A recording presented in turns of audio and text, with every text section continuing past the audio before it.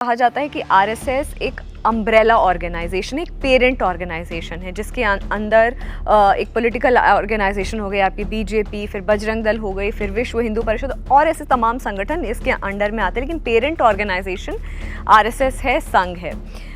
आप इस बात से कितना वास्ता रखते हैं? और ऐसा भी हुआ है कि कई बार कि आरएसएस के मत में और बाकी ये जो ऑर्गेनाइजेशंस या बाकी ये जो संगठन है इनके मत में, इनके बिलीव्स में बहुत डिफरेंसेस भी हुए हैं, खासकर बीजेपी और संघ को लेकर के, जो कई बार मीडिया के भी सामने आए हैं कि संघ कुछ और कह रहा है और बीजेपी कुछ और बोल रही है। राष्ट्रीय स्वयंसेवक संघ कभी अपने आप को नहीं कहता कि मैं इन सभी संगठनों का पेरेंट बॉडी हूँ।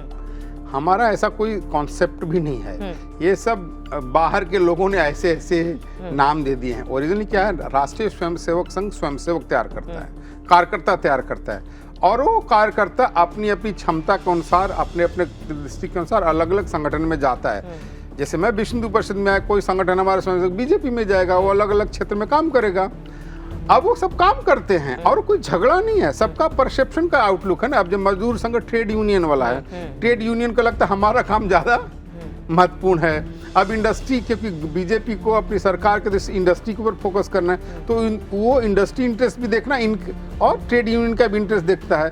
उसमें लगता है ट्रेड यूनियन को लगता है नहीं भाई ये गड़बड़ कर रहे हैं। तो ये थोड़ा परसेप्शन का और ओपिनियन का डिफरेंस, ऐसा कोई झगड़ा नहीं है। इसलिए मैं बता रहा हूँ, ये सब बाहर के लोगों को समझना चाहिए। संघ विचार जो परिवार जिसको कहते हैं ना, सारा संगठनों का समूह है जो हिंदुत्व को रिसर्जेंस, रिनेसेंस, उत्थान में लगे हुए हैं, उनमें आपस में कोई झगड़ा उगड़ा नहीं है।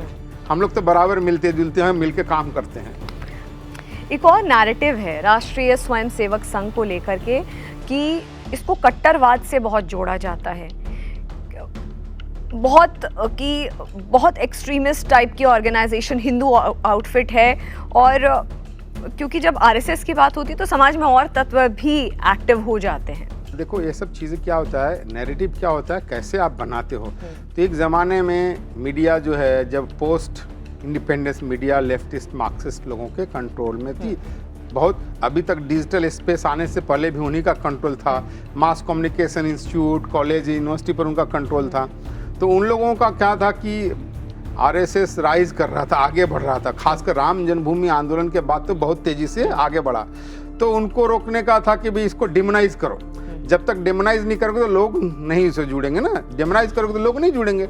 लेकिन क्या है कि ट्रुथ ऑलवेज प्रिवेल, क्योंकि आरएसएस के लोग समाज में ग्राउंड लेवल पर काम करते थे ना, तो दे लिव बाय एग्जाम्पल ना।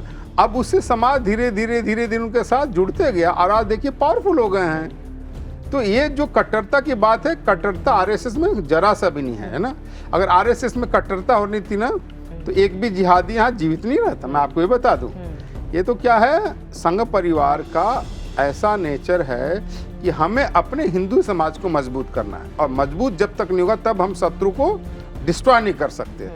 तो ये इस पर हम काम करते हैं। और ये शत्रु कौन है स्वामी जी? जो भी शत्रु है, हमारा हर तरह का शत्रु। मैं तो देखो, मैं आपको शत्रु का परिभाषा बता दूं, हमारा 3 तरह के शत्रु हैं, एक्सटर्नल एंड इंटरनल। तो एक्सटर्नल शत्रु में तो हमें मानता हूँ चाइना और पाकिस्तान है। अब आज के जो सरकमस्टांस में बांग्लादेश को भी मैं मानता हूँ शत्रु है ना, एक्सटर्नल।